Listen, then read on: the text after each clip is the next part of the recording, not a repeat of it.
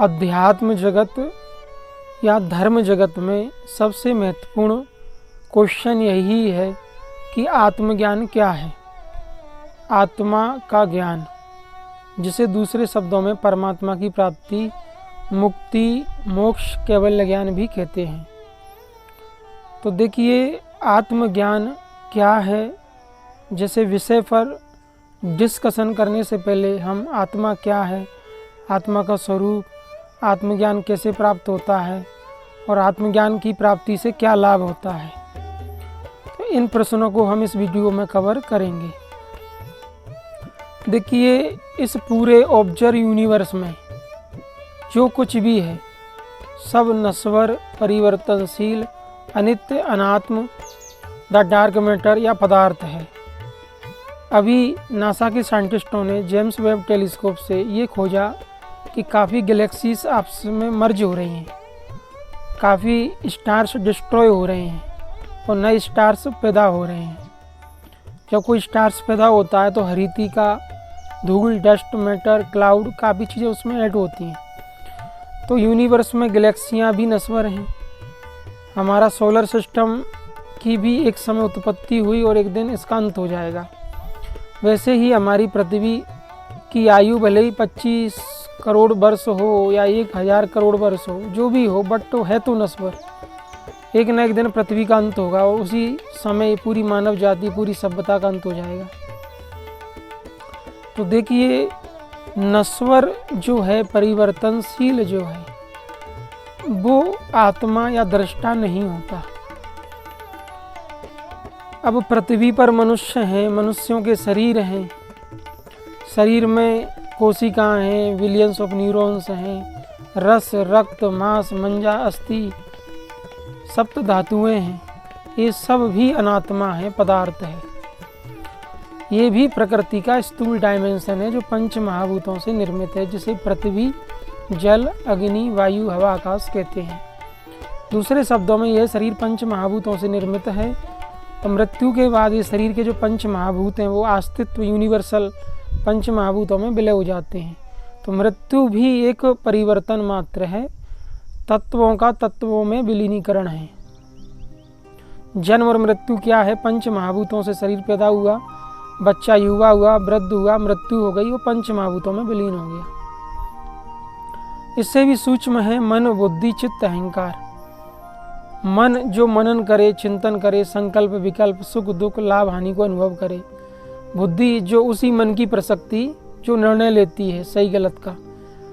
जैसे मान लीजिए आप किताब पढ़ रहे हो तो आपके मन में एक विचार आएगा कि मुझे किताब पढ़नी है। आपने किताब लेके पढ़ना चालू कर दिया, फिर आपकी बुद्धि में विचार आता है कि अब किताब बहुत पढ़ ली, रख देते हैं। तो मन की वो प्रसक्ति जो निर्णय लेती है उसको बुद्धि कह देते हैं, और जो चिंतन करने वाली प्रसक्ति है उसको चित्त कहते हैं। जब कोई कार्य होता है, अहम भाव आता है कि मैंने यह काम किया, मैं स्कूल गया, मैं कॉलेज गया, या मैंने कोई बुक स्टडी की, या मैंने बच्चों को पढ़ाया, या मैंने सत्संग बोला, तो ये अहम भाव है। इसे मन, बुद्धि, चित्त, अहंकार कहते हैं। ये भी अनात्मा है। जब हम मन को योग साधना में लगाते हैं, यम, नियम, आसन, प्राणायाम, प्रत्याहार, धारणा, ध्यान, समाधि, तो समाधि में मन निर्मल, निर्दोष, निर्बीज हो जाता है। मन संस्कारों, भावनाओं, यादों, स्मृतियों, कर्म संस्कारों से मिलकर बना है। मन ही है जो कर्म का डेटा इकट्ठा करता है। जैसे आपने कल कोई काम किया, मान लीजिए आपने कल बच्चों को पढ़ाया और आज आपसे पूछा जाए कि आपने कल क्या किया, तो आपकी स्मृति में वो डेटा रिसीव हो गया। आप बता सकते हैं कि मैंने कल बच्चों को पढ़ाया, क्या पढ़ाया।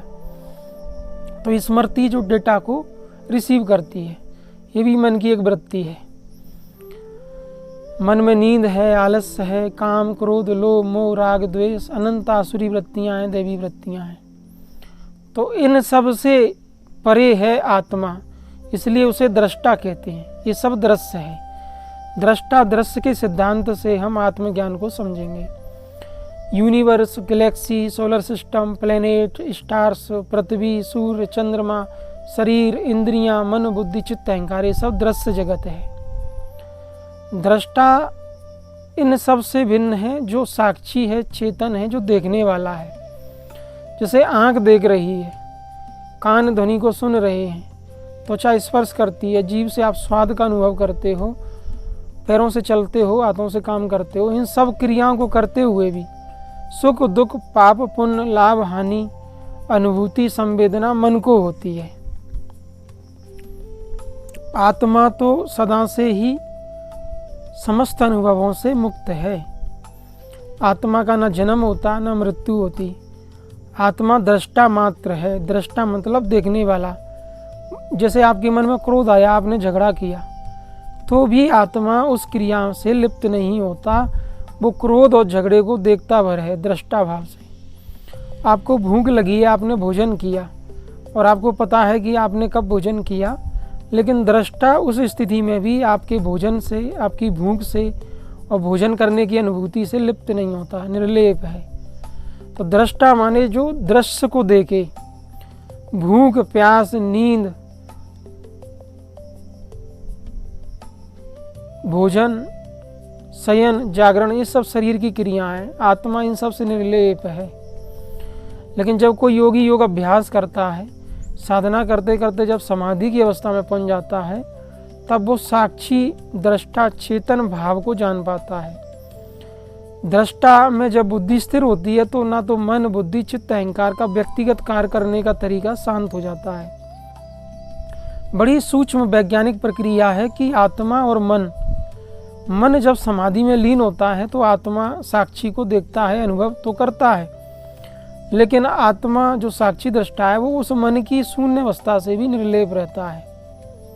देखिए, आंखें देख रही हैं दृश्य, लेकिन देखने वाला दृष्टा है। कान ध्वनि सुन रहे हैं, लेकिन सुनने वाला और सुनाने वाला दृष्टा है और सुनने सुनाने वाली प्रक्रिया से निर्लेप है। आंखें दृश्य देखती हैं, आंखें और दृश्य दोनों से निर्लेप दृष्टा आत्मा है। फिर भी आत्मा की उपस्थिति में आंखें दृश्य को देख पाती हैं, कान ध्वनि सुन पाते हैं, त्वचा स्पर्श कर पाती है, शरीर चैतन्य जीवंत है। तो आत्मा का ज्ञान ना तो शास्त्रों से होता, न शब्दों से होता, बल्कि मनन, चिंतन, निधिध्यासन और साधना करते करते समाधि की एक ऐसी अवस्था जहाँ मन, नो माइंड, नो थॉट्स, आप कहते हो peace of mind, peaceful mind. जब मन जागृत, स्वप्न, सुषुप्ति, तुरीय अवस्था में पहुंच जाता है। देखिए, जागृत अवस्था का मतलब है जब मन ईश्वर चिंतन करे, नाम जप, ध्यान या भगवत चिंतन। स्वप्न का मतलब है जब मन संसार, पदार्थ, भौतिक वस्तु का चिंतन करे। और सुषुप्ति का मतलब है जब मन में कोई चिंतन ना हो, मन शून्य, शांत, निर्विचार हो जाए। और इसी सुषुप्ति में जब कोई योगी निरंतर लीन रहता है या समाधि में निरंतर लीन रहता है, तो एक अवस्था आती है तुरीया, जब मन पूर्ण रूप से संस्कार रहित, भावना रहित, विचार, भावना, चिंतन से रहित महाशून्य की गहरी अवस्था में लीन होता है या निर्विकल्प समाधि में लीन होता है। उसी अवस्था में उसे चित्त में आत्मा का बोध होता है। वो अनुभूति मात्र कर पाता है कि आत्मा तो दृष्टा मात्र है। न तो आत्मा को जल गला सकता, न अग्नि सुखा सकती, न वायु अपने में समाहित कर सकती, न आकाश अपने में लिप्त कर सकता। वो मात्र दृष्टा है। उसका कोई रूप नहीं, रंग नहीं, आकार नहीं। जो ईश्वर या परमात्मा या आत्मा है वो निर्गुण है, उसमें गुण दोष नहीं। निराकार है, उसका कोई आकार नहीं। निर्वयव है, अवयव माने कोई पदार्थ या मैटर नहीं।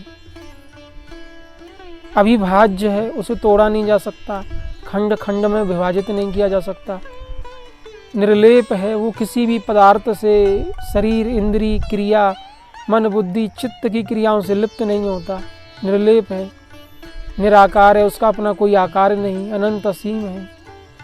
और वही आत्मा, परमात्मा या ब्रह्म तुम्हारे शरीर में, तुम्हारे शरीर से बाहर यूनिवर्स में जड़, चेतन, अवचेतन, पदार्थ, जीवित, निर्जीव, सजीव सब में व्याप्त है। इसलिए आत्मा साक्षी, चेतन, दृष्टा होकर भी, सबसे निर्लेप होकर भी सब में समाया है। इसलिए कहते हैं कण कण में परमात्मा, कण कण में ईश्वर, लेकिन कण कण में होकर भी कण कण से निर्लेप है। तो आत्मा क्या है? आत्मा का कोई रूप नहीं, कोई रंग नहीं, आकार नहीं, वो भौतिक वस्तु नहीं जो छूने में आए, देखने में आए, शब्द, स्पर्श, रूप, रसगंध के संस्पर्श में आए। वो कोई सूक्ष्म तत्व नहीं जो मन बुद्धि से चिंतन में आए, वो तो बस बोध अनुभूति का विषय है। महापुरुषों ने समाधि में, निर्बीज समाधि में सारे संस्कारों से मुक्त होकर निर्मल चित्त से उसको अनुभव किया।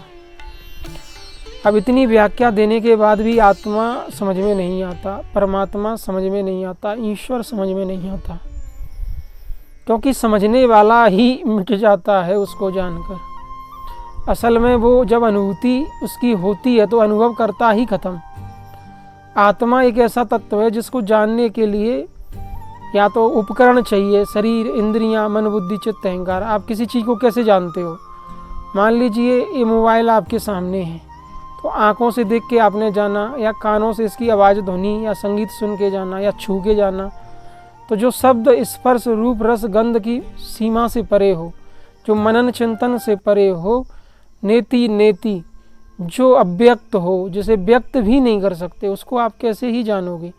ना तो वो मनन से, चिंतन से, ध्यान से, शब्द, स्पर्श, रूप, रस, गंध से जानने में नहीं आता। तो फिर आत्मा, ईश्वर की धारणा कहाँ से आई अस्तित्व में? या हम पृथ्वी के मनुष्यों के पास ईश्वर की धारणा कहाँ से आई? असल में जब ज्ञानियों ने, ऋषियों ने या बुद्धिजीवी लोगों ने इस यूनिवर्स को देखा, सृष्टि को देखा, जीवन को देखा, तो स्वाभाविक है उनके मन में विचार आया होगा कि इस सब का निर्माण करता कौन है। और जब उस दिशा में उन्होंने खोज की, ध्यान किया, योग किया, समाधि लगाई, तो समाधि में उन्होंने अनुभव किया कि कोई एक ऐसा है जिसका रूप नहीं, रंग नहीं, आकार नहीं, उसमें गुण नहीं, दोष नहीं, अनंत है, असीम है, वही पर ब्रह्म परमात्मा ही आत्मा है। क्या वो काल्पनिक है, मात्र कल्पना है? क्या ऐसा बुद्धि से कल्पना की जा रही है? ऋषियों ने कहा नहीं, हमने समाधि में उसकी अनुभूति की, वो है, और वो महाशक्तिशाली, सर्वसमर्थ, सर्वशक्तिमान, सर्वज्ञ है, सारी सृष्टि के क्रिया, कर्म, फल, आश्रित को जानने वाला है।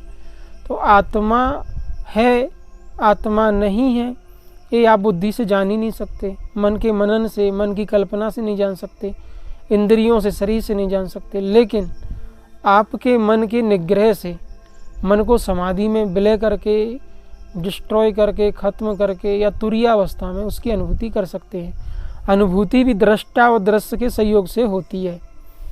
दृष्टा माने वही आत्मा जब अपनी अनुभूति कराए तो ही उसकी अनुभूति होती है। साधक तो प्रयास करता है, भक्ति करता है, उपासना करता है, ध्यान करता है, लेकिन ईश्वर अपनी अनुभूति स्वयं कराए तब ही ईश्वर की अनुभूति संभव है। आत्मा की करुणा कृपा से ही आत्मा की अनुभूति संभव है। यद्यपि ब्रह्म अखंड अनंता अनुभव गम भजई जे संता, जो सिद्ध संत हैं, सिद्ध पुरुष हैं, महापुरुष हैं, उन्होंने ईश्वर या आत्मा या ब्रह्म को अनुभूति के तल पर जाना।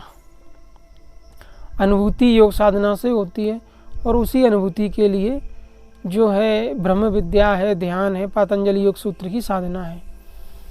तो देखिए, ईश्वर, आत्मा, ब्रह्म एक पर्यायवाची शब्द है। वो एक ऐसी सत्ता है जो निर्गुण है, निराकार है, निर्वयव है, अभिभाज्य है, अखंड है, अनंत है, असीम है, और वो आपके अंतःकरण में उस तत्व की अनुभूति संभव है ध्यान साधना से।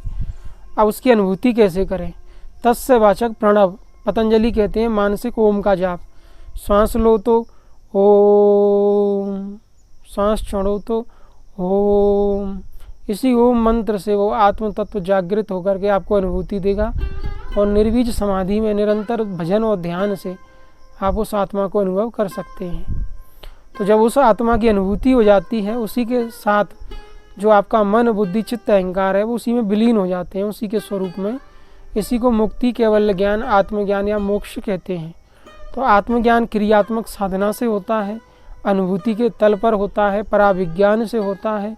वह शास्त्रों से, शब्द, स्पर्श, रूप, रस, गंध या शरीर इंद्रियों से संभव नहीं है।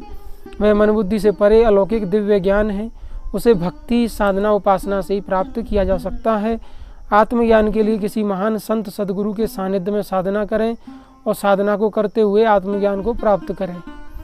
आत्मज्ञान की प्राप्ति से लाभ ये है कि पुनर्जन्म नहीं होता, मोक्ष, मुक्ति हो जाती है, परम शांति प्राप्त होती है, जीवन में आनंद से परमानंद की अनुभूति होती है, चित्त निर्मल, निर्दोष, निष्पाप हो जाता है, और उस आत्मज्ञान से जीवन के सभी दुखों से मुक्ति मिलती है, और भव चक्र भव बंधनों से मुक्ति मिलती है।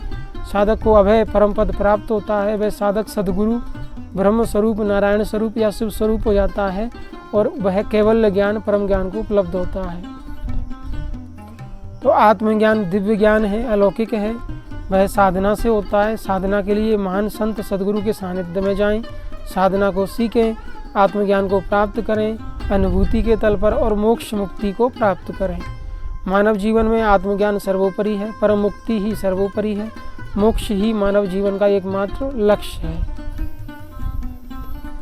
तो पदार्थ, प्रकृति और पुरुष प्रकृति, पुरुष माने आत्मा ईश्वर ब्रह्म जो दृष्टा साक्षी चेतन है, और प्रकृति माने अस्तित्व जिसमें यूनिवर्स है, गैलेक्सी है, सोलर सिस्टम है, प्लैनेट्स हैं, शरीर है, इंद्रियां हैं, मन बुद्धि चित्त अहंकार है, तमोगुण रजोगुण सतोगुण है, प्रकृति के स्थूल सूक्ष्म कारण डायमेंशन है, और पुरुष आत्मा साक्षी से भिन्न है जो अनुभूति के तल पर पुरुष प्रकृति का ज्ञान प्राप्त कर लेता है, उसका मोक्ष हो जाता है और इसी को आत्मज्ञान की प्राप्ति कहते हैं। आज इतना ही। हरिओम तत्सत।